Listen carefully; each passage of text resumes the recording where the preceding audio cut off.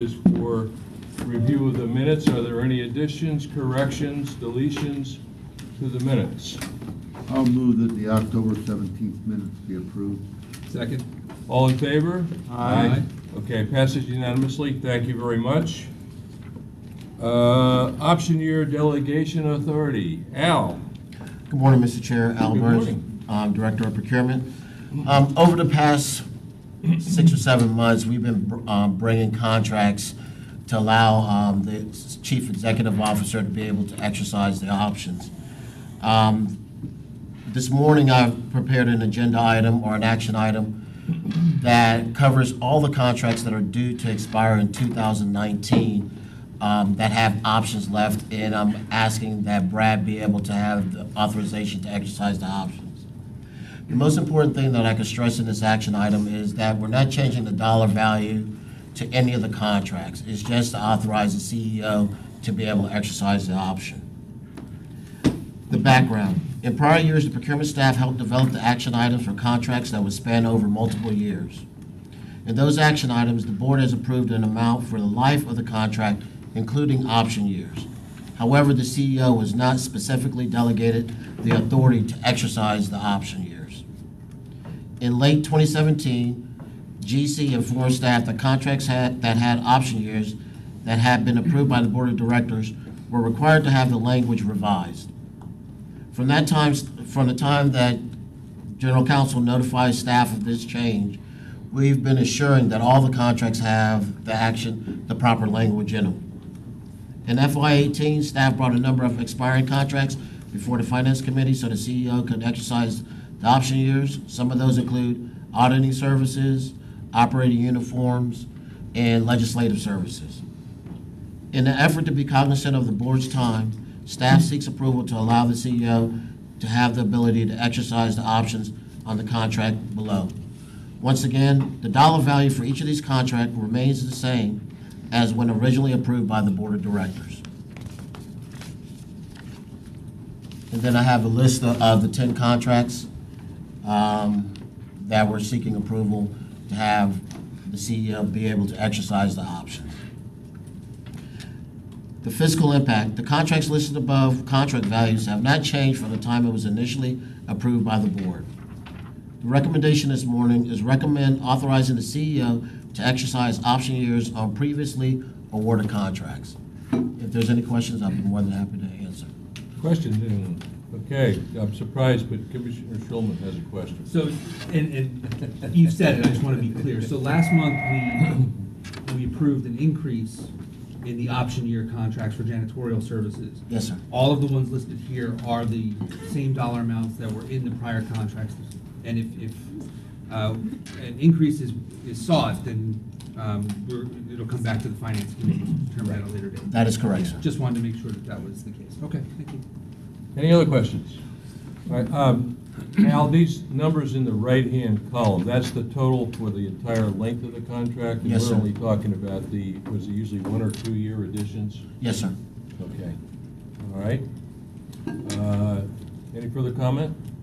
Move approval. I move that the contract conditions be approved. Okay. I'll second. Okay.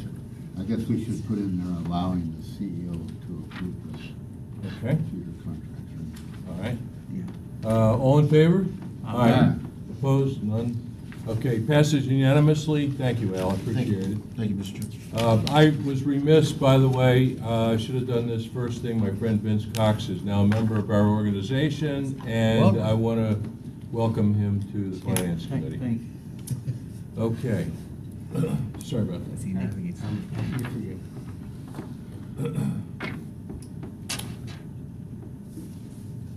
Okay, next is Bonnie on mobility provider contracts.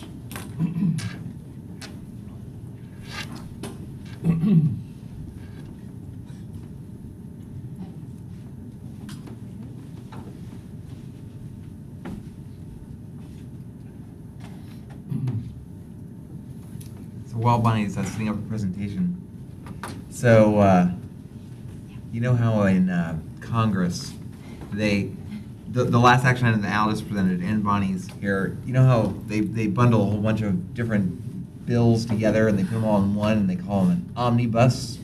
And then, the lobbyists have taught me that if it's a small number of bills, they call it a minibus. Those are like real terms. This is the Bonnie omnibus bill that she's going to present to you on all of our different innovative programs. Okay, cool. Yes, it is a lot of things combined into one. So, good morning, Finance Committee. I am Bonnie Epstein, and I'm here today to ask for your approval for contract amendments with a lot of different providers. United Taxi, Uber, Lyft, Wheelchair Transport, Liberty Wheelchair, and Care Ride. So these contractors are the providers for our Direct Connect, TD Late Shift, MOD Sandbox, and our soon-to-be Tarpon Springs Healthy Hop program. So I'll quickly go through just each of those and the providers on those contracts. Turn it on.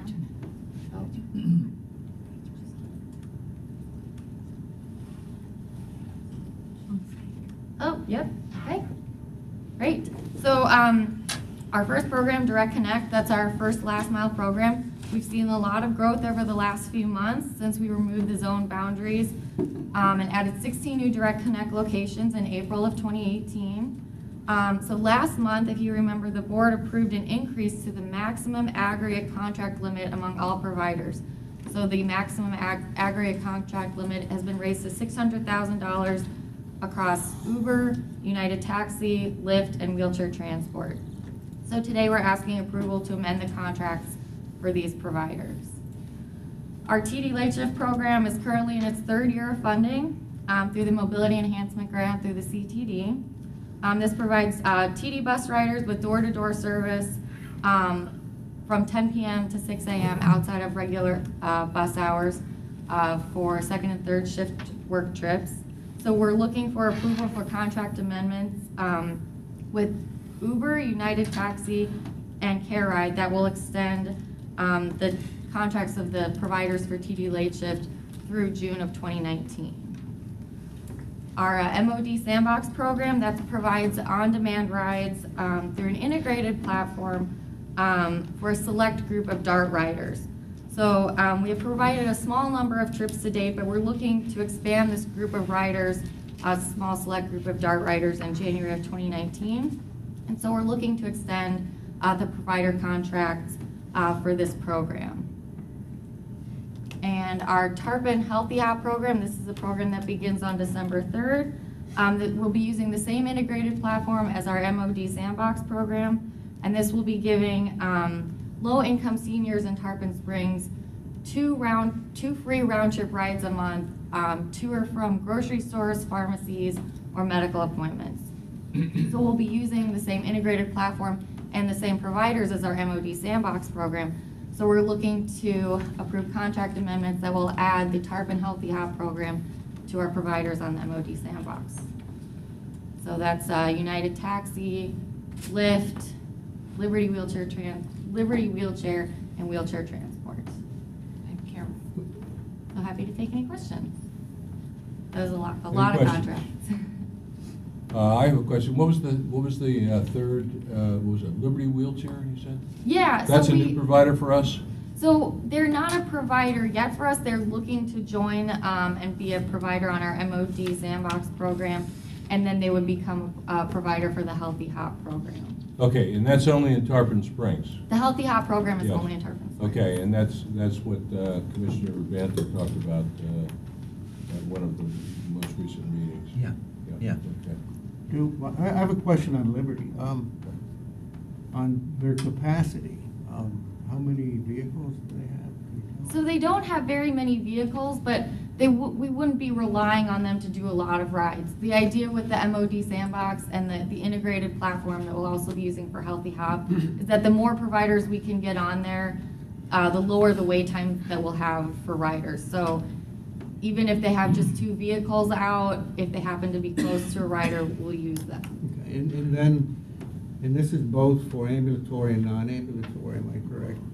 The program is for both ambulatory and wheelchair trips. Liberty Wheelchair is just. I mean, I'm totally agreeable with it because first, it's funded by someone else. And, second, there's a real need in that area. There's a lot of low-income housing that the hospital is about 2 miles away. You can't really walk. So okay, I'm good with that. Thanks. Is that a cab company, or is it like Uber and Lyft and it's just individuals? Liberty Wheelchair? Yes. So it's more like a very small care ride or Okay. wheelchair transport. I mean, they may only have like one. Yeah, they have one or One two. I vehicle. think they're looking to get a Oh, second okay. vehicle. But as we've been working through this sandbox and providing real-time trip program, the biggest challenge has been finding available wheelchair-accessible vehicles in Pinellas County. They just don't exist. CareRide is very maxed out because ridership is at an all-time high, and so we can't really rely on CareRide for their wheelchair vehicles, and they have probably the most. Wheelchair Transport is another firm. They're very, very busy, and in order, like when you hail an Uber or a Lyft, you want it to come, you want there to be availability, and if they're all serving people and there's not enough vehicles, the wait time can be very long. And so we found this wheelchair, the Liberty, we're looking for anybody with a wheelchair accessible vehicle, or it would be great if another company would, some other companies would come into the market that we could contract with, but. Yes, Commissioner Schulman. So, individuals who are seeking one of the services, they can go right through Uber and request service, and then use the discount, the coupon code to get the $5. Yeah, so that's on Direct Connect. You go right through the Uber app. For the TD late shift, it is also through the app. So for the rest of these, it's then dispatched, so they, The MOD Sandbox program and Tarpon Healthy Hub would be dispatched through PSTA staff. We are working on a rider app that'll look very similar, so riders can hail rides for themselves. so when they do that, does the rider have the ability to request a particular provider, or are they just given the closest one?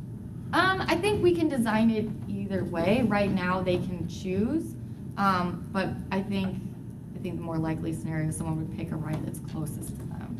Okay, but we're working on the potential of them being able to either select the closest one or a particular carrier if they have a preference. Yeah, there's always, if someone isn't comfortable with a particular provider, they can remove that from their profile, and so we're not putting anyone with a provider they The don't dispatcher want. will have a profile on you and say, Mr. Schulman, we see that you have a wheelchair, so you need a wheelchair accessible vehicle, so the closest one is CareRide or Liberty or whatever. Or, we see you can ride in a sedan, there's a Lyft vehicle 2 minutes away. Okay, but you also have the ability to say, Or I don't taxi. want to deal with Lyft, or I don't want Yeah. to deal with that, I'll wait and get the next one. Right, Yeah. Okay. yes, you can Is- remove those from your. Okay, thank you. Is there a manual methodology to do this if people aren't computer savvy on their cell phones and so on? Yeah, so for both the Healthy Hop and MOD Sandbox program, the majority of people will be calling in. For TD Late Shift and Direct Connect, we have the taxi and wheelchair providers that you can call in on. You don't have to use the app. Okay, good, thank you. Any other questions? And Do I hear a motion? again, I would just like to Okay.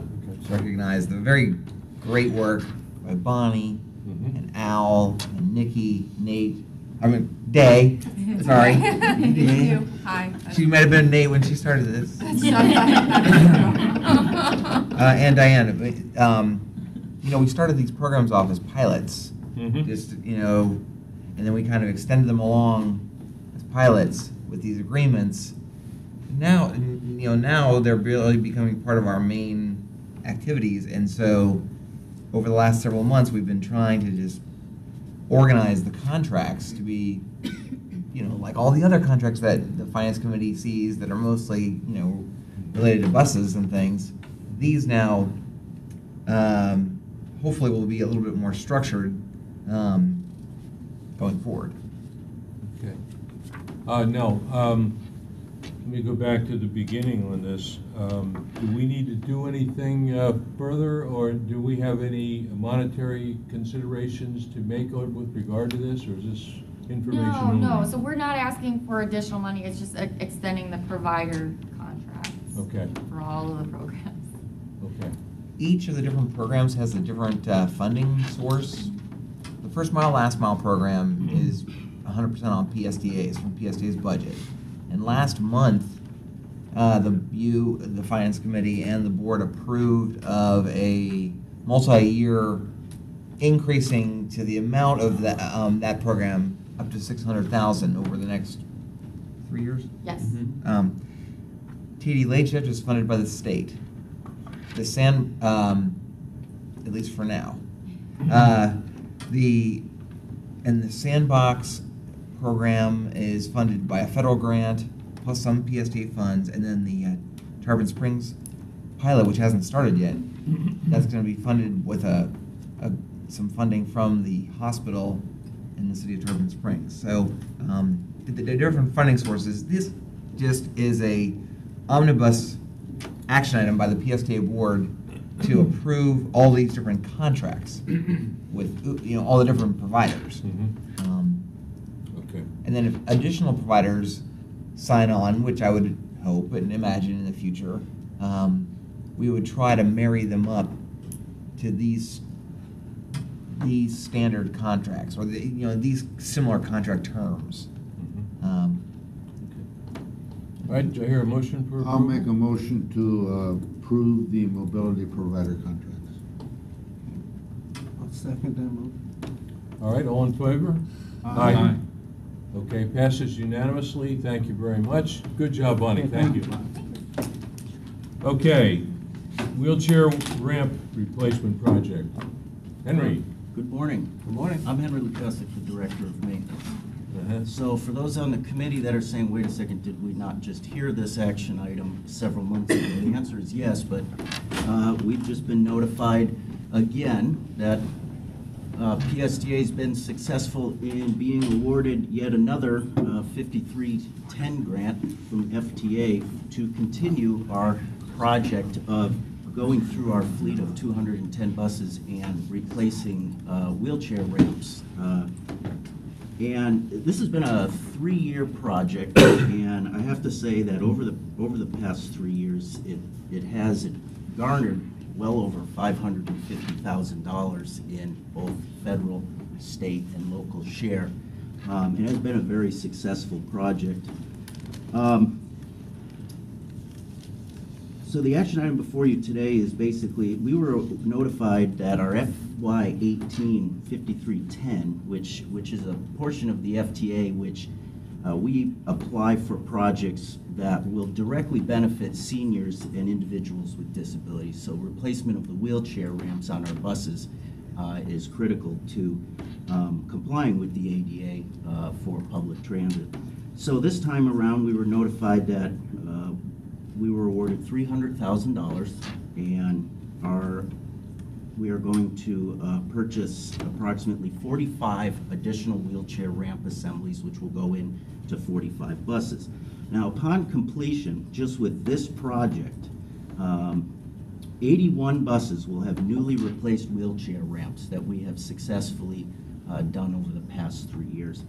Now, taking into account all new vehicles coming in that we've ordered, approximately 122 buses, or 60% of our fleet, will have ramps that average out to be approximately 1.5 years old. So the state of repair of our ADA equipment is very good. Now, back in March of 2018, the purchasing department, knowing that the maintenance department was going to continue with these projects, they issued an IFB, which the Finance Committee and the board did review and approve back then, which was to award a contract to Gillig for the purchase of 2 make and models of wheelchair ramps, depending on the buses we were going to select for replacement. So as I mentioned previously, the buses that we're going to replace, the model ramp will be the Lift U. Gillig has held their pricing during this contract, so after that, the determination was that it was still fair and reasonable. In your packets, you can see how the fiscal impact breaks out: 80% from the feds, 10% from the state, and PSTA's local share component of 10%. The additional 5,500 from our capital reserve funds was really just to maximize the amount of the grant award and purchase one extra wheelchair ramp. So the action item before you, recommend approval to award once again to Gillig for the purchase of 45 ramp assemblies for a total not to exceed of $306,000. Okay, questions? I have a question. Henry, when you determine to swap out a lift, do you do it based on, do you have like a meter that does rotations of the lift or not? Right, so yes, each wheelchair ramp assembly has a counter clock on it. The average defined life cycle for a ramp assembly is approximately 6.5 years. The FTA has done numerous studies on that. We also look at the usage level for our fleet, and we do deploy the ramp approximately 2.5 times more than what the industry standard would be. So knowing that our buses are being run longer, really to keep them as reliable as possible, this is a simple thing to keep that equipment in a state of I repair. understand. And then what this would do would bring it up to, for the most part, the year and a half. That's mentioned here somewhere. Here it is. 5.5 years. 60% of the fleet will have ramps which are approximately a year and a half old, which is good. Okay. That is very good. That's all I have. Any questions? Is there any kind of a repair system, that a kit, whatever you want to call it, that would do the same thing, or is this something that is pretty much remove and replace the entire ramp assembly? Right, so it's much more cost effective and time efficient to replace the whole entire assembly, because by the time these units reach 6.5 years old, basically all the components are pretty much worn out. Okay. And when you say we do ours 2.5 times more than the norm, how many times, in the course of a typical day or month or year, whatever, are those lifts deployed? Last time I looked at the statistics, I think each bus per year deploys approximately 800 times. Okay, so we're doing 2.5 times than what the norm is, so other bus companies would not face a similar type of problem, because we also hold our buses longer than most fleets. Right, the 2.5 times comes from another study that the FTA did, basically, of what usage other systems are seeing. So we do pick up a lot of folks in mobility aids, wheelchairs, people who just need the ramp to get on the bus as an easy transition. Our numbers, based upon what other systems see, it's about 2.5 times. Okay. Do we have any idea on the new cutaway buses that use a different system, what the life expectancy is going to be on that system? I would say probably about the same, 6 or 7 years. Again, it's going to be based upon usage. It's a different style. It's actually a lift, because those are high floor buses. Okay. So it'll be dependent upon the ridership who needs to use it. And there'll be vendors that'll provide those kits at an appropriate time, so we don't have to worry about that down the road. Okay. All right. Any other questions? Do I hear a motion? Move approval?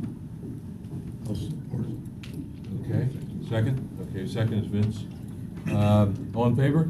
Aye. Approved unanimously. Thank you very much to everyone, and welcome Commissioner Edwards. Sorry I'm late. That's okay. Okay. Thank you very much, Henry. Thank you. Forward Pinellas funding agreement. What's up, guys? I'll go ahead and handle this.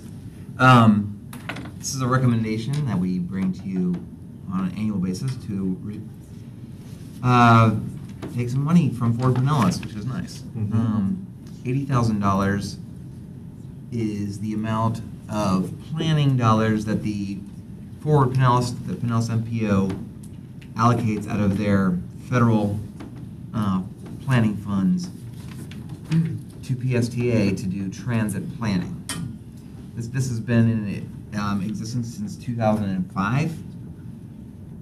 Pam has joined me, our grants Okay. manager, for any detailed questions, but the amount, 80K, has not changed since 2005.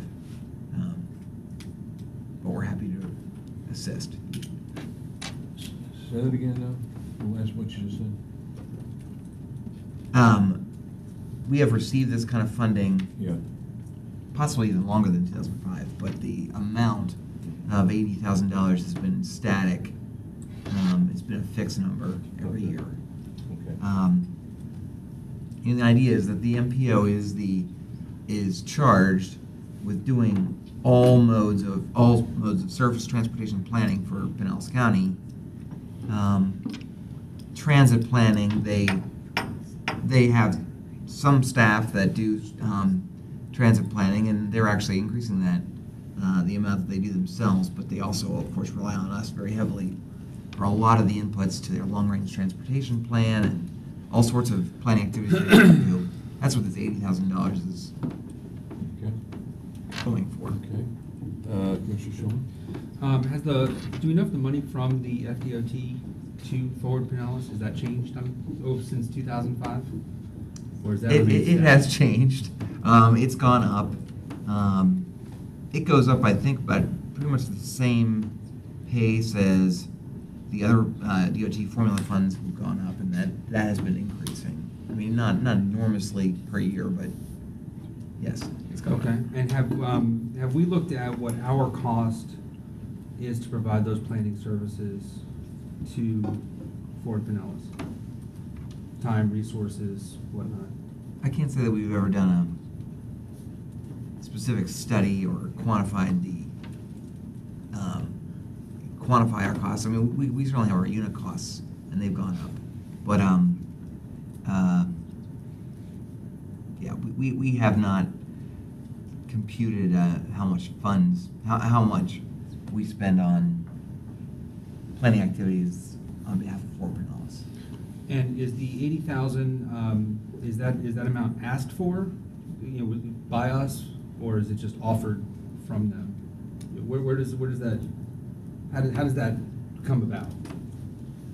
It comes about because that's the number that was in the thing. That's how we've always done it, which I know is not a very good answer. We did ask them if they would consider an increased value to represent increased costs. Mm-hmm. We asked that twice in last year, then 2 years prior, and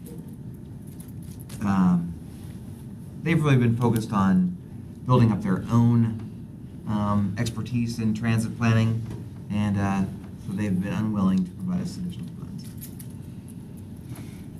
Okay, thank you. Anybody else? Have we ever tried to quantify, just to follow up on Commissioner Schulman's question here, have we ever tried to quantify the value that we provide? I mean, if they were to have to do that planning internally, what that would cost them. So in other words, we're saving them probably more than $80,000 in terms of manpower and analysis work and so on, if they were to do that in-house. But we have never quantified that to see if we could demonstrate the need for more funding. I think that's really where you were heading. Mm-hmm. Is it possible we could do that? It's possible. I think if you ask Sandra Borchers, our Chief Development Officer, who's overseeing our planning efforts, it's like the Visa commercial. Here she is. The value of our planning, My fellow transit planning student for rider. the Pinellas County and the Fort Pinellas is priceless. So,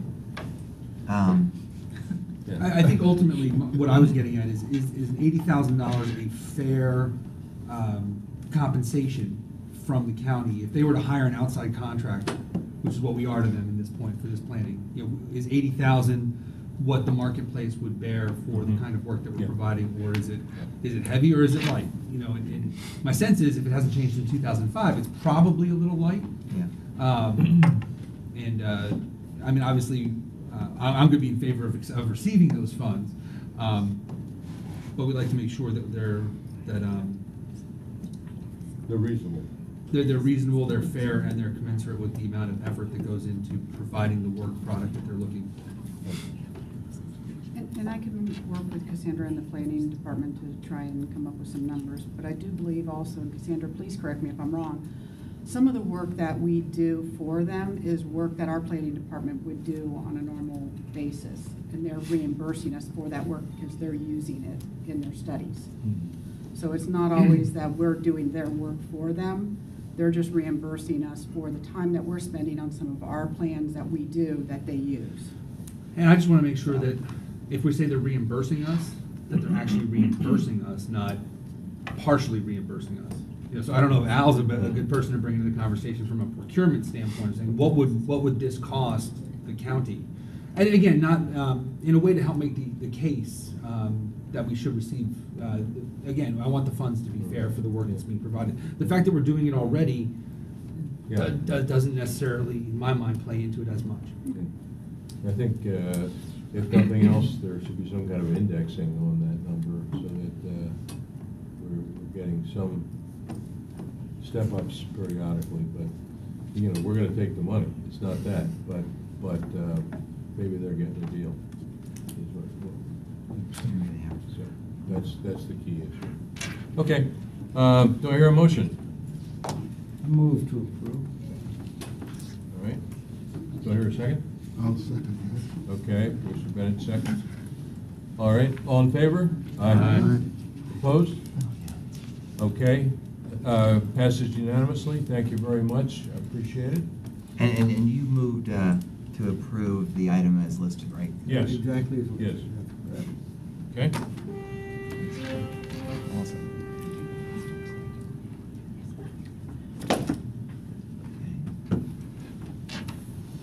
Okay.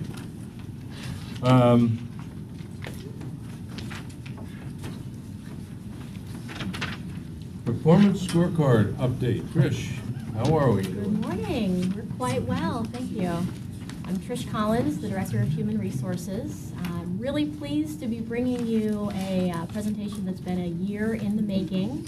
As you all have seen me come before you to speak about the performance scorecard every quarter since last October. I'll do a little bit of recap, certainly for the benefit of our new board members. We launched a balanced scorecard style metric quantitative measuring system last October. We worked with the board and with our executive team to determine 5 key strategic areas that were key for PSTA's success as an organization. You can see those areas listed down the left-hand side of the page here.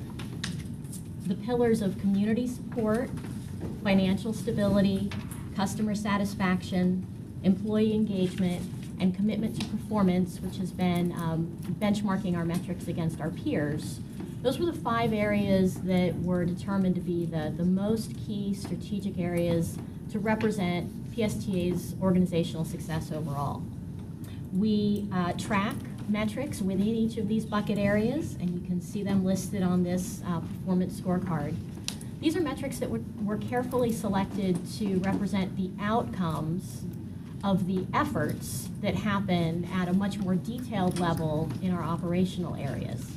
So these represent things like our overall budget adherence, the responses that we get from 3 key stakeholder groups, our riders, our community, and our employees. So there are many, many other metrics and activities that happen below these that are then rolled up into results in these high-level metrics. One of the key pieces of this scorecard is that it has been a very consistent direction for the organization to be moving in. So the entire company knows that these are our 5 key strategic areas. Each department has metrics that they're hitting that are related to these strategic areas. And each individual employee builds their own performance review around goals that are then supporting the department, which then support the organization. So it's really served to align all of PSTA towards success in these 5 key areas.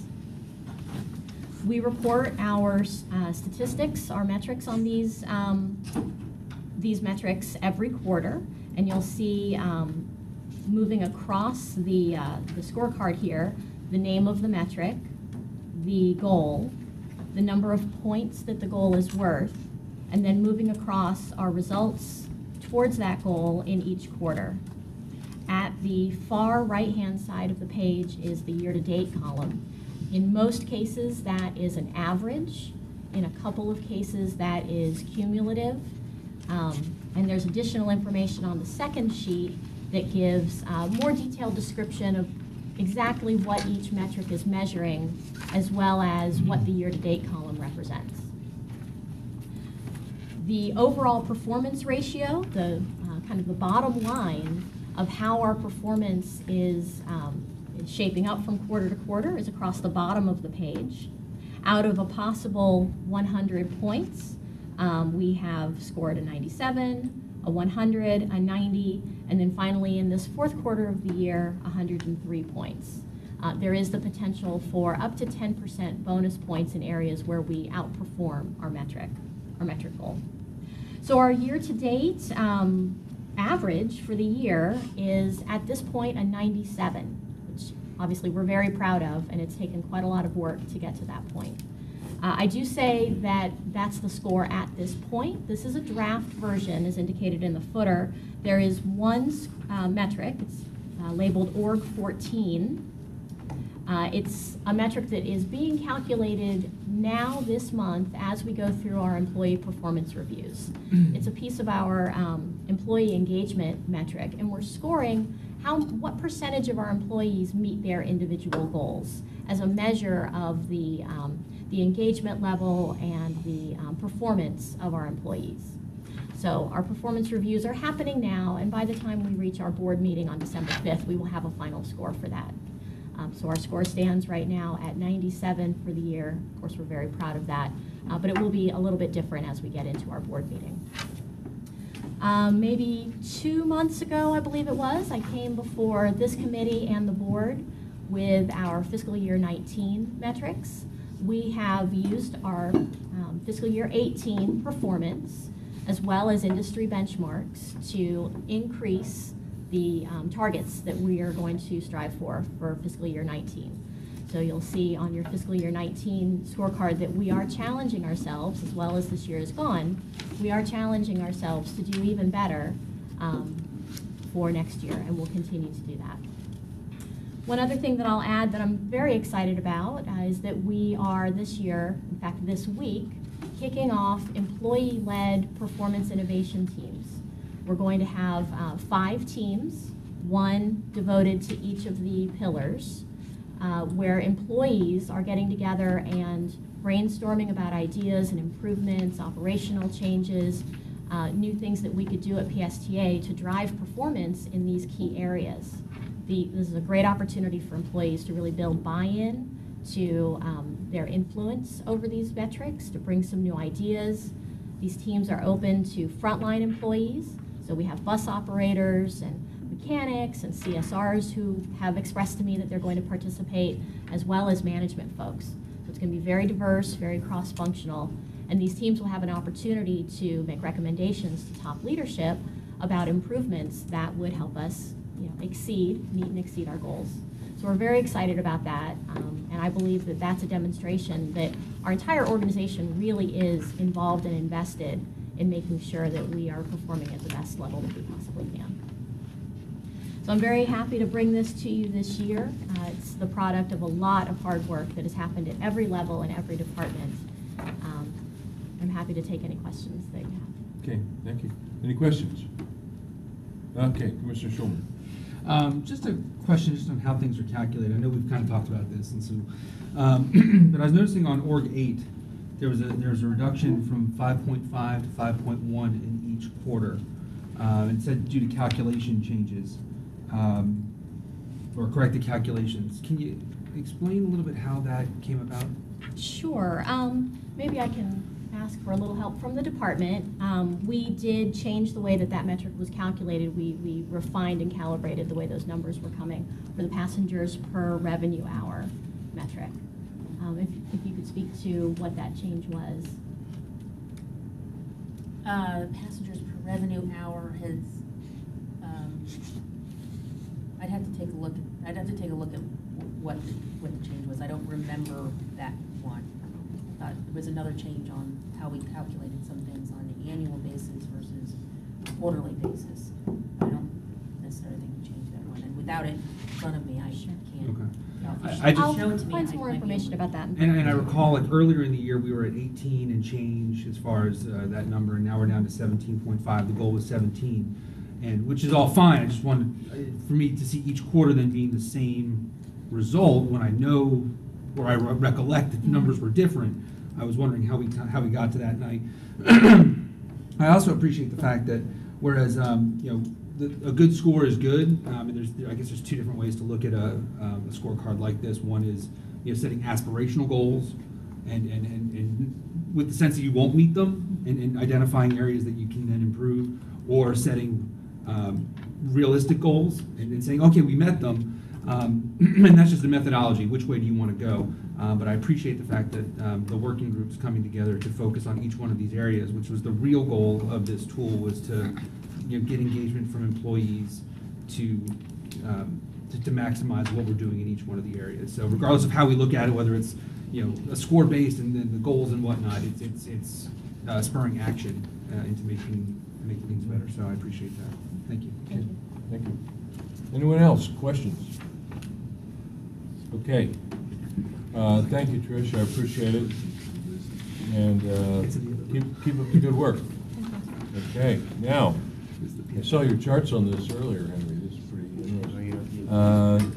Hybrid and electric bus maintenance safety. We should have invited Brian back. I would agree with that. Yeah, right. I presume he's watching live. Yeah, right. He might be.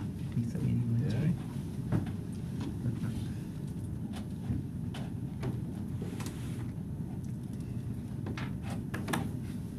Good.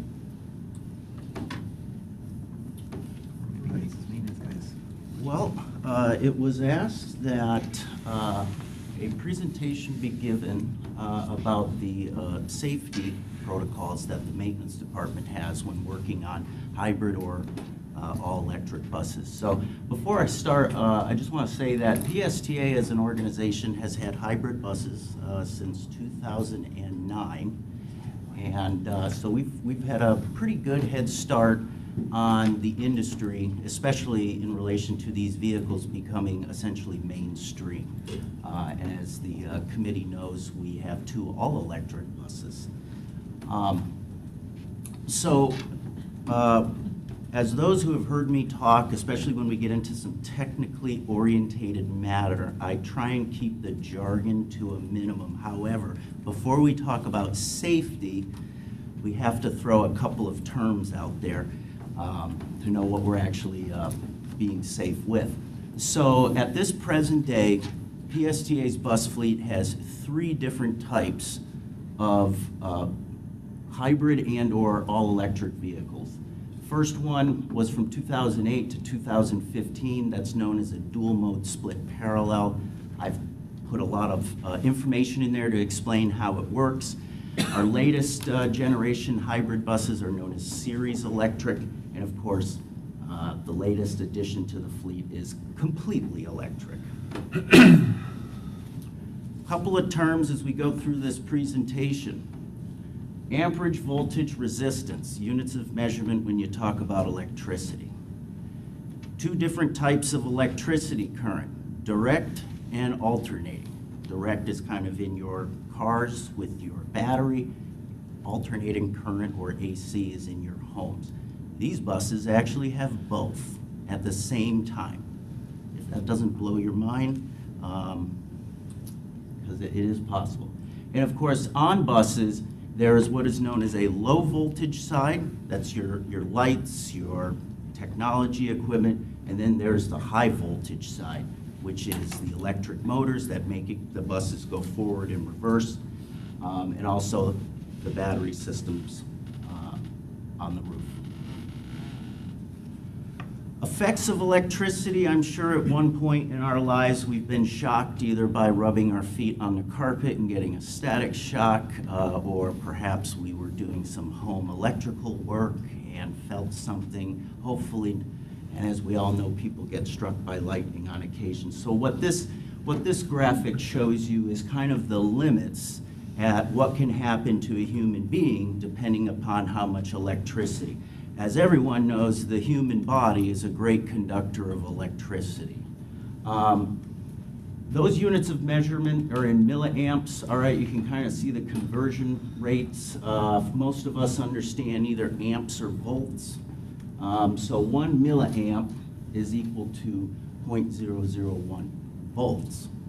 Our hybrid electric and electric systems operate on 600 volts AC, alternating current, also 350 amps. In comparison, the average home only has about 200 amps. Most circuits that you plug your light in is about 15 amps in your receptacles. So the maintenance staff has over 65 years of combined experience. This is the executive staff. That's myself, that's the Deputy Director of Fleet Operations, and that's our Superintendent of Technical Service. 65 years combined experience working on high voltage electric systems. You'll actually see that in the last slide, but now that I think about it, I should have put that slide at this place. So everything we do out in fleet maintenance when working on these vehicles is all about safety. It starts from the top down and the bottom up. First thing, how do we work on them? That's our workspace. Scaffolding is a must because most of these components are located up on top of the roof. We have fully enclosed scaffolding systems that completely encase the rooftop of the bus. This satisfies the fall protection systems and also creates a safe working environment up on top. Now, you see this next bullet. When working on battery systems, okay, 2 technicians are required because that third bullet point is critical. If you saw on the previous graphic, at the 6 to 16 milliamp range, you have what is called the let go. What happens is when you get jolted by electricity, your muscles contract. You can't let go. So the reason for the second person is that if there ever should be a situation where that occurred and that person becomes incapable of removing themselves from the circuit, somebody has to bring them off it, right? That's why we use body hooks.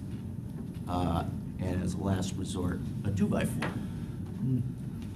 One thing that you can't see in the second picture is there's actually 3 technicians working up there because what they are doing is removing a high voltage power inverter off the roof. It weighs about 1,000 pounds. So we have 45-foot rolling gantry cranes. It's a crane that comes down, and once the unit is safely disconnected from the bus, just picks it up, puts it off on the ground. You probably see these. The next most important is your personal protective equipment, your PPE. Lineman gloves, class 0 lineman gloves. This is the first line of defense for basically protecting you, a human being, from electrical current. Lineman gloves come in various classes. Class 0 is basically, it offers protection from 1,500 to 5,000 volts. Now, all gloves are tested. We have them sent off to be tested every 6 months to make sure that the integrity of the gloves is still sound. If it fails, we throw them away. Really what that is to make sure that if your first line of defense is a pair of gloves, they need to be in proper condition. And that's done in accordance with ATSM. Next thing is tools. All the tools that are used when working on our buses are insulated. You've probably seen these. These are special tools though. These tools have 4 or 5 layers of insulation on them. They are all rated to 1,000 volts, but are actually tested up to 10,000. Now, the misconception is that because I have a pair of pliers that have some rubber insulation on the handles, that is insulating me. Well, that's wrong, okay? Most of the time, those pliers that we all own are just basically rubber.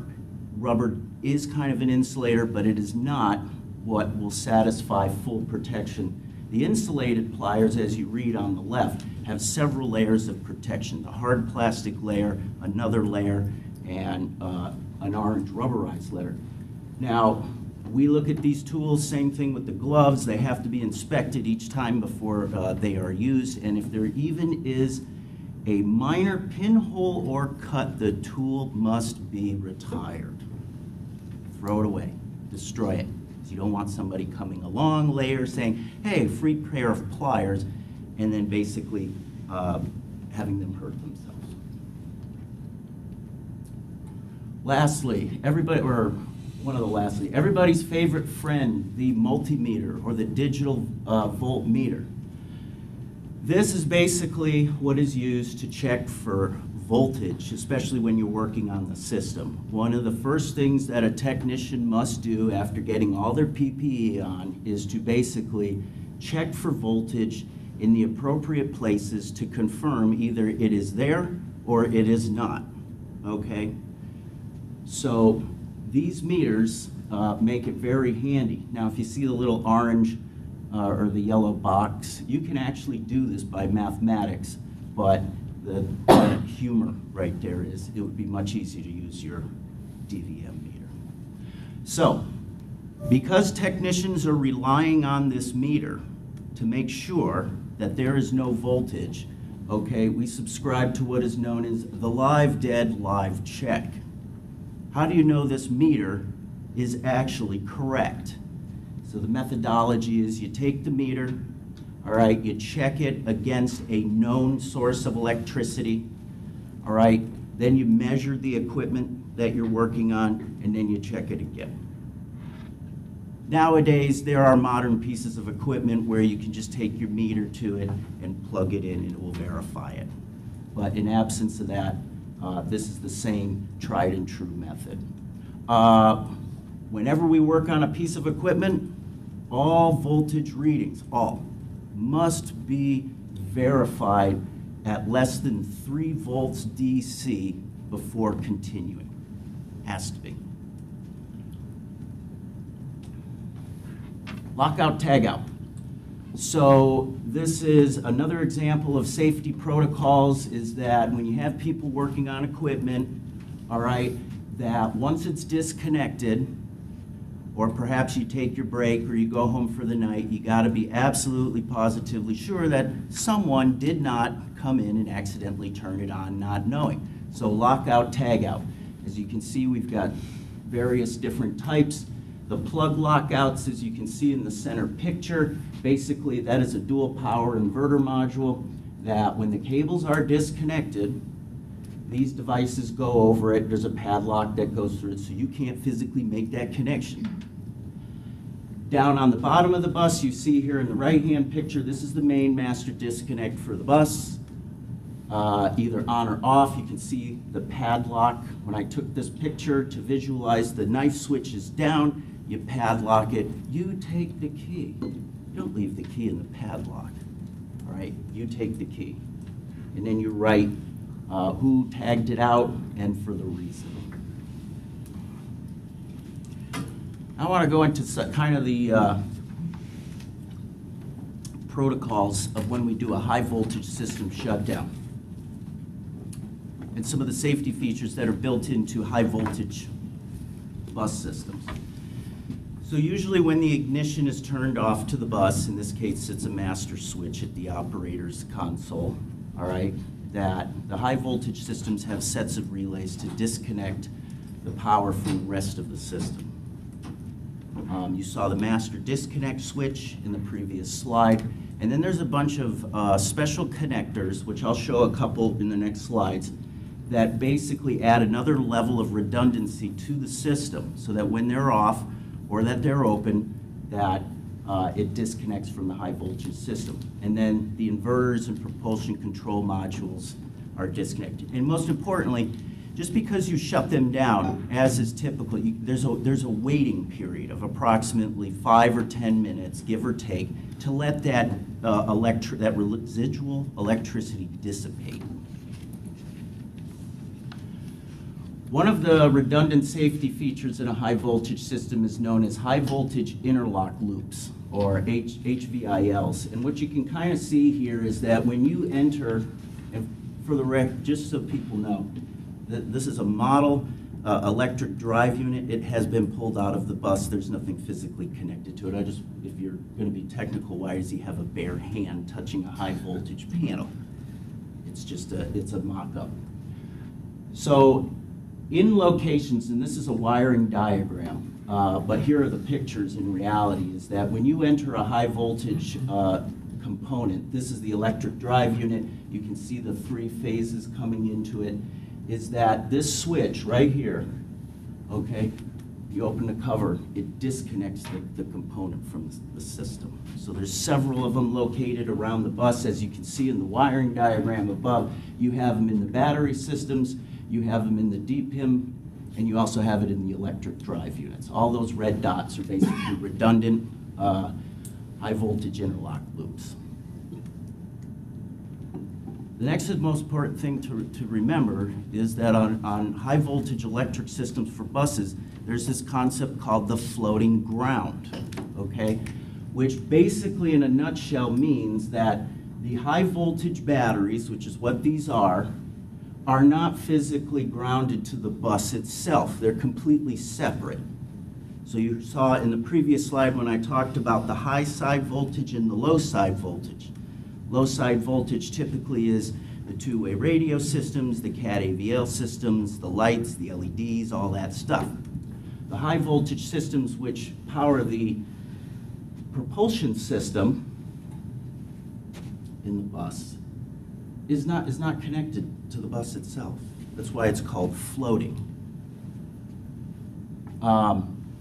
Keep in mind that the bus has numerous systems on board that constantly check the high voltage system and the low voltage system to make sure that it remains insulated and separate. And of course, anytime there's the potential for stray currents, you get fault codes. Sometimes the bus will even shut down on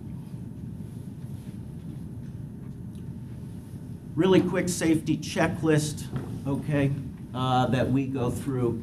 1, 2, 3, 4, 5, 6, 7. Make sure the system is off. Make sure it's disconnected. Before you do all of that, put your PPE on. Make sure you're working with a second technician. Safety first. Always, always, always. Number 6, always. Always treat electrical systems like they're powered on, okay?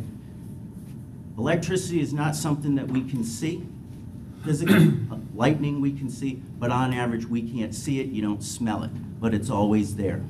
It's always around us. So always treat whatever you're working on like it is on. Double check, triple check.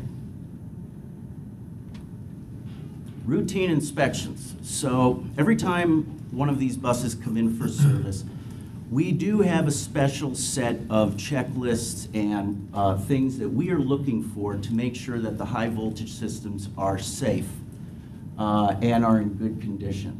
Loose bolts, mounting components, grounding straps, I won't go through all of these, frayed electrical components, fluid leaks, damaged or dented phase drives, and of course checking for those fault codes and checking for those warning lights. And if they're found, basically diagnosing what the issue is and going through the appropriate repair procedures to make sure that they're done correctly.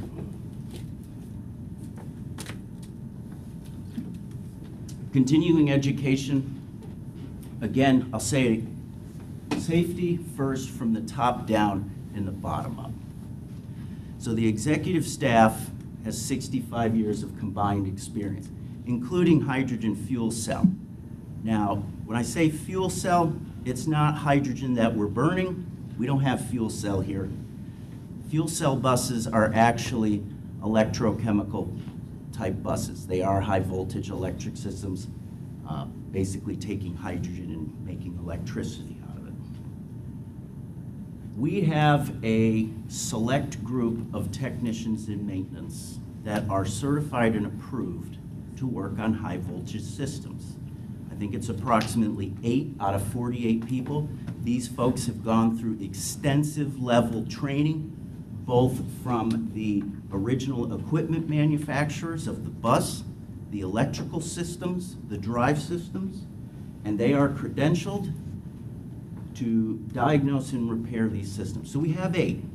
We are training more as more buses are added to our fleet. We have a total right now of 81 hybrid electric buses and 2 all-electric buses. So in the future,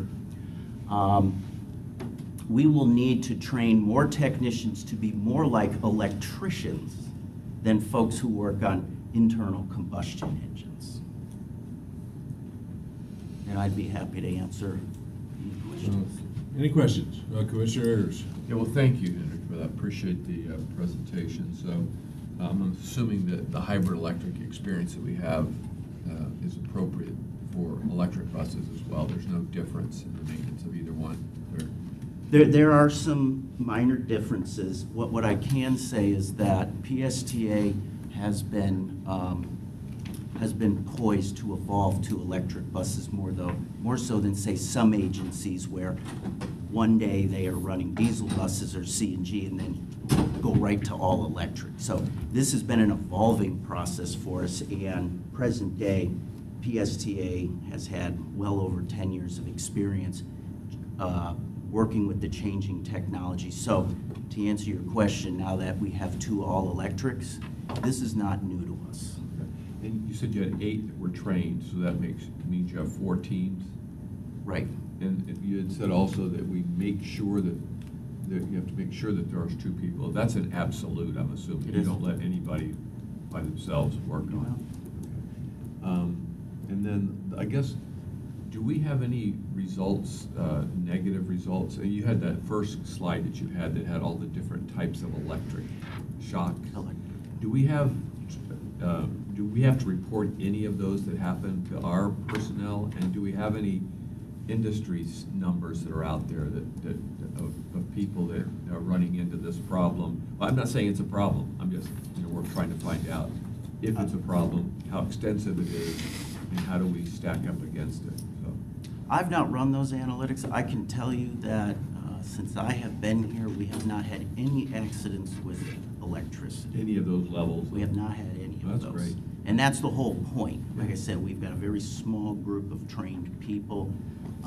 In terms of the industry, I've not seen any studies. There may be out there focusing on transit systems, working with high voltage systems. I'm sure OSHA probably has lots of statistics for lineman workers out on the. Well, it might be something to give to our benchmark group to maybe start looking at. We do track incidents or injuries and things like that. Yes, we do. From our standpoint.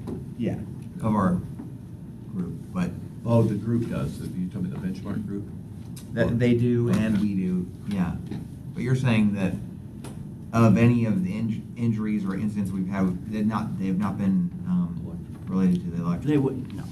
I mean, an accident with electricity is in a class all by itself. It's not like getting a cut or hitting your head. Usually with electricity, it's one and done. It's over. Yeah.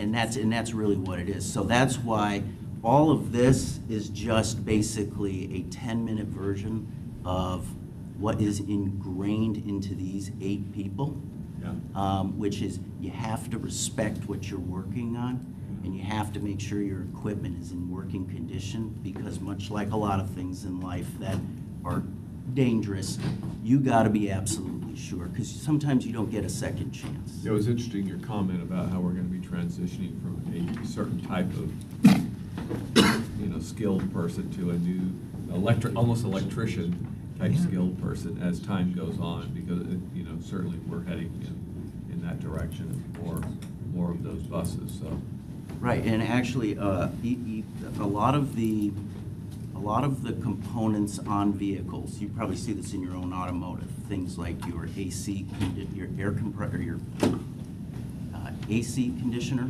your power steering, your braking systems. Those are actually all transitioning to electrical based, as opposed where they used to be driven by a pulley mechanically. So everything's transitioning to an electric component. And the same thing on even diesel buses right now. All those systems that were typically driven by a pulley is now electric.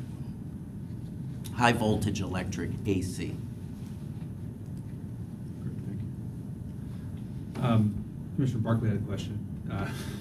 The compensation, is there a different level of compensation for the technicians that have the certification? Are they a different class of? Good question. So as you saw last month, we just approved a new union contract, and part of that in the fleet maintenance is technicians who are credentialed will be elevated to a higher level status. So yes, there is compensation. And part of the mindset with the last union contract was that the technicians that we need today and in the future are going to cost a lot more to hire, because the amount of skills that they need to have, the amount of knowledge that they need to have is indicative of what the pay will be commensurate with. So when we were first looking at getting the electric buses, we had cost comparatives of the diesel buses versus the electric buses. Was the higher wage cost for maintenance, do we know if that was included in that analysis? Or were we? For the cost of a bus? Right, we had a long run projection over what was the cost of operating a diesel bus versus an electric bus, and it included maintenance costs over time, as well as fuel and other operating costs. I don't know if we used the average per hour maintenance cost of a diesel bus, but now we're saying that the electric buses are going to require a more highly compensated employee. Highly compensated, well, to answer your Or first more question, compensated, Yeah.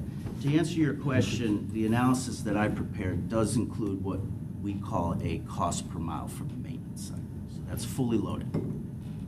Labor, consumables, so on and so forth. Your second question is, yes, there may be a higher wage for a technician, but at the end, the amount of maintenance on an electric bus compared to a diesel is less. Okay, Less moving parts. Right, so, and that was part of the original analysis, but when you say it's fully loaded as far as the cost per mile, was that the cost per mile with including a higher wage technician, or was it we're using the numbers from just what the current experience was? I realize also, you don't know what the contracts change over time and rates change and whatnot. Yeah. I just wasn't sure if, because I don't know what the differential is I don't think we've between done a non-certified technician versus a certified technician. I think when we did that cost per mile, Henry's got this massive spreadsheet. We used some, we didn't have any electric vehicles, 100% electric. So we used some industry standards and some studies that have been done by the Department of Energy and things like that on the components, and then we used our current contract rate. Okay. I mean, for the labor. And that was our current contract rate from the prior contract. Yeah. Right, so that's Or whatever year that was, yeah. Okay. Yeah. I mean, to your point, one of the things that we talked about was how it was so much more, that operating-wise, forget the capital purchase piece, the operating-wise, it was much cheaper to operate an electric bus for whatever reason, whether it's because no more gas, maintenance, so that it was a cheaper system. Yeah. Without regard to capital purchase. At least that's the message I've been getting. I've been hearing from that's you right. all. So that if we had a way to buy the capital buses or help like we've had the last couple that we bought, where it's almost the same price as buying a diesel because you get the outside help, then it's easy. The operating cost is less to have if you had that mix of electric versus diesel. Right. Right. So it's And I think we're still believing that. I mean, that's still working out to be the same analysis now. Whether it's whatever those cost components are. I mean, we just, again, that's not what this exercise is about today, but I think those are good questions to make sure we have a good handle on. And from my standpoint, obviously we need technicians that are very well trained. That makes sense. And it also makes sense if someone's going to go through extra training and qualifications that they be compensated more. So all of that makes sense.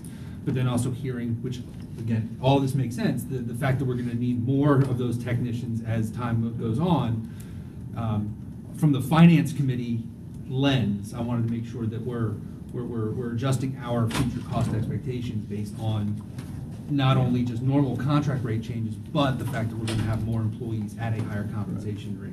That's a good point. But at the end, the comment that you just made, that the electrical, somebody experiences an electrical injury, it's not like a cut.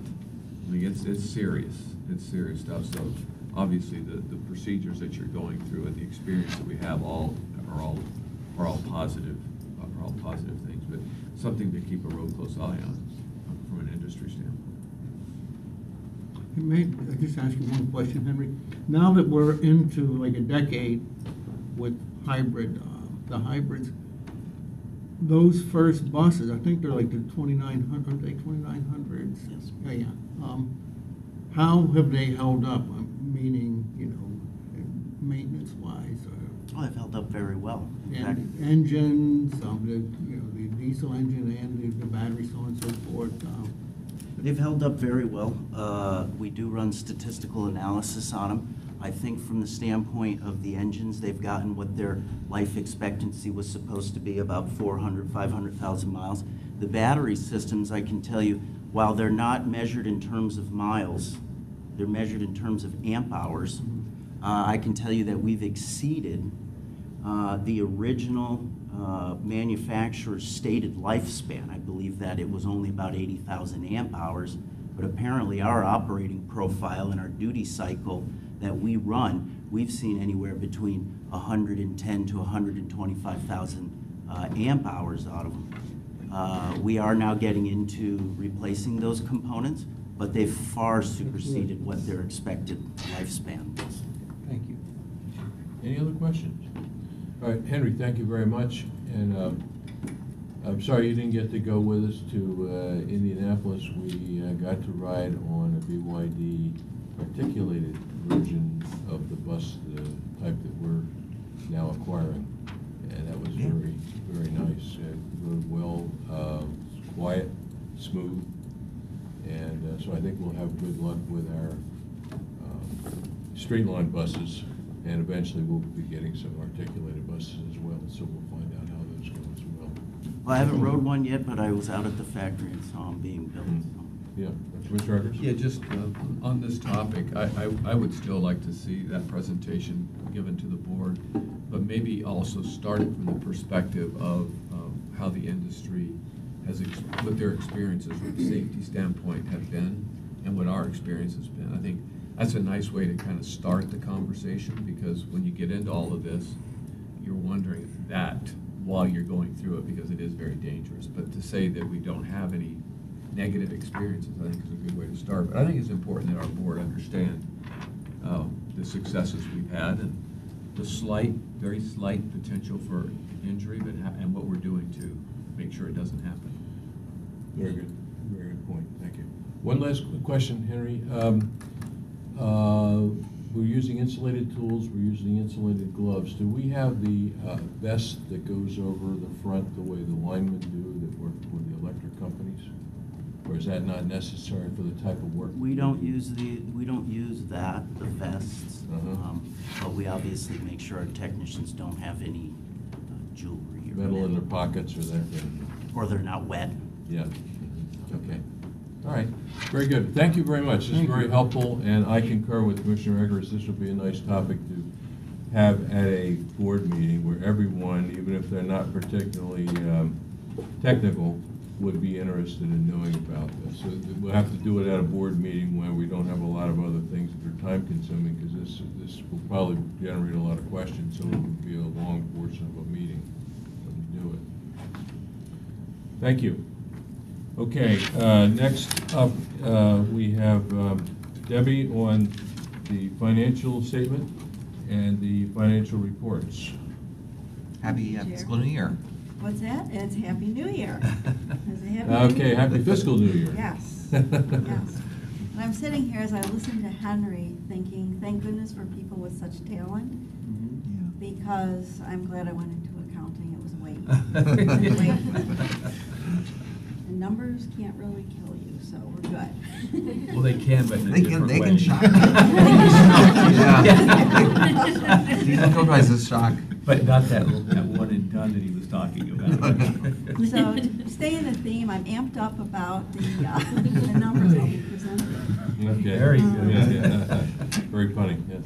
We're in the month of September, the last month we're presenting for the fiscal year, and I am so pleased to say we have, when we come to you, we come with an unaudited statement, and we're usually waiting for numbers to come in from a variety of sources. This year, we have gotten our actuarial reports in early. We've gotten every numbers in. I appreciate the work that all of our chiefs and directors have done to get invoices off their desks. And essentially, all we're waiting for is our pension liability from the state, which I have no control over.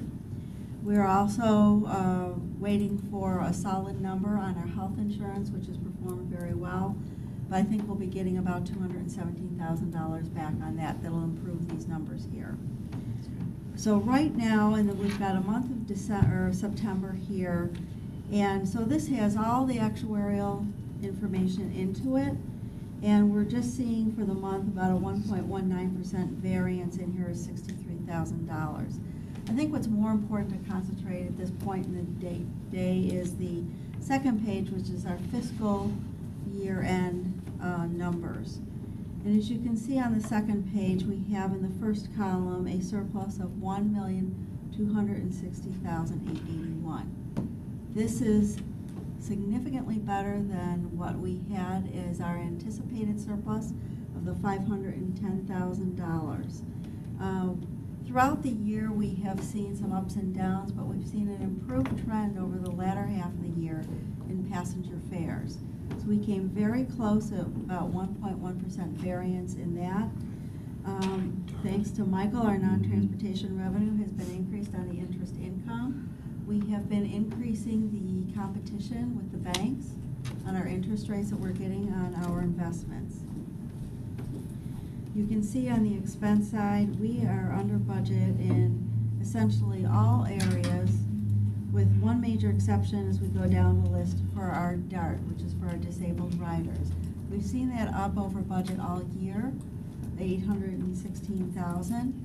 When we take a look at where we ended up this year for DART and what we budgeted for next year, we have, we ended this year at $7.8 million worth of DART expenses as compared to our budget this year of $6.8 million. Next year we budgeted $8.6 million. So that gives me a sense of comfort with what we've got in next year's budget. So we're doing extremely well. We are actually in the process of working on our CAFR and should have that finished up at the end of the month. The auditors will be in, and this will be the earliest ever we have been able to do this. So very proud of the staff for all the hard work they have done. Any questions on the draft financials? Any questions? Okay, well, you wowed us. That's why I was amped up. All We right. do have other quarterly reports in your package, quite a few of them actually. In here, we have our fuel report, and we have our health insurance update, and I'll let Michael talk about the investment in reserves. But on the health insurance, I just wanted to point out that we have seen a significant decrease in the average cost per employee, improvement of about 8% year over year. What was interesting to me when we went through, what's the word I'm thinking of, when we signed up for health insurance, our enrollment period. We had two people go from our new base plan back to the our what I call our buy-up plan, where it costs them more money. But we also have seen an increase in the number of people going to our new high deductible plan. And what we're finding as new employees come on board, they are selecting the high deductible plan to go into. I think that will save us a lot of costs as we go forward, as people become better consumers of their health care. I know that Mr. Schulman has concerns that we were talking about before the meeting of people making sure that they get the appropriate medical attention. And all of our annual physicals, all of our annual different testing All of that is free. We do have a lot of education on that. We'll continue to put that forth. We have our Fitbit program that we'll be introducing this year that will allow people to earn money to go into their health savings account. We are already starting to talk about what are we going to do next year on the health side to help incentivize people in the other plans to healthier habits. So we'll be bringing those things forward on that. Also in your package, before I turn it over to Michael, is our capital project highlights. We are significantly under budget simply because our buses are being delivered in October versus about 10 buses versus September, which we thought they would be delivered in this report, we have a page on every single project that we have. It gives you the milestones, the highlights, where we are in a budgetary aspect. And I would say when we've talked about the Central FBRT, which is our biggest project, if you go to page 61 of that particular report, you will be able to see everything that happens every single month on that project and where we're at. So that'll be in addition to what we bring to the board for informational items or action items. So there's quite a bit of information to go through here, but we've given you all the detail possible. With that, I'll turn it over to Michael on the investments and reserve report. Good morning. As of 9/30/2018, we have approximately $47.7 million invested in 3 different financial institutions, Bank United, Citibank, and Florida Community Bank. One of the good things that Debbie mentioned was that interest income keeps going up. And I was looking back at our fiscal year 16 CAFR this morning, and we earned a little over $200,000 of interest. And our draft financial statements for fiscal year 18, it's almost quadrupled to over $800,000 in interest income. So as we continue to seek competition to bid on our CDs, and as we continue to see interest rates rise, I think that's a really good news for PSTA in our annual budget. Also included in your packet is the annual investment report as well as the reserves report. This shows the breakdown of the reserves. And Debbie had mentioned that our surplus this year was higher than we anticipated. So once we finish our financial statements for fiscal year 18, we'll see that capital reserve amount increase a little based on the fact that we have excess a budget surplus in fiscal year 18. So we'll see those capital reserves grow a little. And another point, as we're looking, we were very pleased to see that the property tax did not pass. So that's a almost $2 million, $1.96 million savings we'll start seeing in fiscal 20. So that, because that's when it would have been, had it passed, we would have had the negative impact. Compared to the budget. Yeah, in the budget, from the budgetary side. Not a real. Not a real, but that'll help us quite immensely. Okay, thank you. Questions? Yeah. Richard Shulman? One's not really a question, it's a request. With the quarterly reports, is it possible to get an index or a table of contents?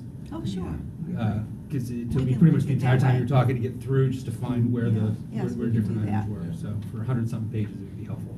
Okay. We should make them separate PDFs. Anybody else? Separate questions? PDFs is probably not. I have a good couple idea. of questions. Maybe on the, by receiving the buses on 10/1 instead of 9/1 or whatever, what's that going to do to our current fiscal year that we're in now? Because that impact is going to be felt this year. Will we be able to pad that some way so that it doesn't give us a negative impact? Well, because we had anticipated, what we try to do is look to see, and I'll have to look in this year's budget to see if we re-budgeted for that in this year. From a financial standpoint, because they're 100% funded by the federal government, it doesn't have an impact specifically on our bottom line. Yeah, good point. All right, very good.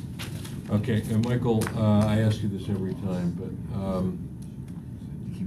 that $200,000 to $800,000 is super, but we're very, very limited in what we can invest in. So we're already investing in things that bring us the best possible return given the parameters under which we have to invest. Yeah. Okay, cool. All right. That's important. Good. Anybody else have any questions? All right, thank you for keeping us up to date. You guys are doing a great job, and makes us look really good, which is excellent, and we appreciate it. Keep up the good work. Any future meeting topics that I need, performance reports, I forgot performance reports. Right. Well, we had a pretty good month. We actually saw a ridership increase. The Looper, the expanded Looper in downtown St. Pete is doing very well. Both the increase in service and the overall productivity of it is increasing, which is a good thing. As Joe, you know, we joined Ford Pinellas last week in Indianapolis and tried out the new mode of transportation that's hitting a lot of cities, but not yet Pinellas, scooters. Oh, yeah. And electric scooters. So maybe when that comes to Pinellas. Commissioner Gerard was an expert scooter rider as well. That's right. She bashed into the truck.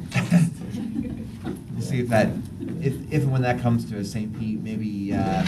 Well, if I can interrupt you, one thing I think that they did a very good job of is they integrated scooter rentals, bike rentals with the other public transportation devices, so that there were a lot of choices in Indianapolis. Now, granted, that's a city. It's not spread out and divided among 24 entities like our situation is, but they had done a good job of making sure that all these different modes of transportation are available and that they function pretty well.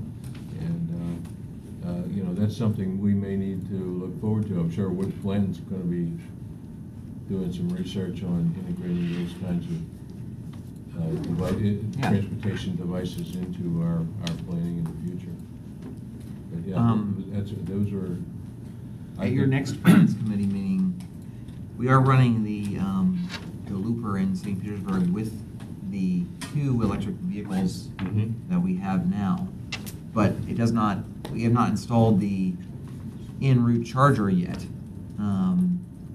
Basically, the ability to run one vehicle in the morning and one in the afternoon. Next month, you'll have a action item to approve the construction contract to install that charger in St. Pete. Okay. What's the timetable on that? Is that like a one-day job, or is it like a 2-week job, or whatever? And all the 2 weeks. We have to go through a lot of permitting and so on. Yes, we're doing that now. Yeah. We're in the permitting process now. Yeah. Once it gets going, probably can get done pretty quickly. They have to install a transformer of some kind right alongside of the sidewalk area. Yeah, Henry's got an even longer PowerPoint than that electric bus one on that thing. Okay. We're interested. All right, very good. Well, just keep us up to date on that. We appreciate it. So right now they're running several routes, and then they're coming back here to charge. Yeah. So, okay. Yeah. All right. All right. Thank you, everyone, for a great meeting. I appreciate it. And one more thing. I have a procedural question. I don't know if it's possible, but is it possible to ask a question on an action item that was already approved by the committee, or is that? You can ask a question. I don't think it's going to change the vote. The question I had was on the funding for Forward Pinellas. The second part of the action item was to recommend approval for the CEO to execute the annual 5305 agreements. And the way that's worded, I wasn't sure if that meant to execute this annual agreement or to exercise this and future annual agreements without coming back to the board. Oh, no. I just wasn't sure how that was. This one. Okay, I just wanted to make sure because. Okay. Thanks. Okay, thank you, everyone. And Vince, good to see you. Thank you. Mike.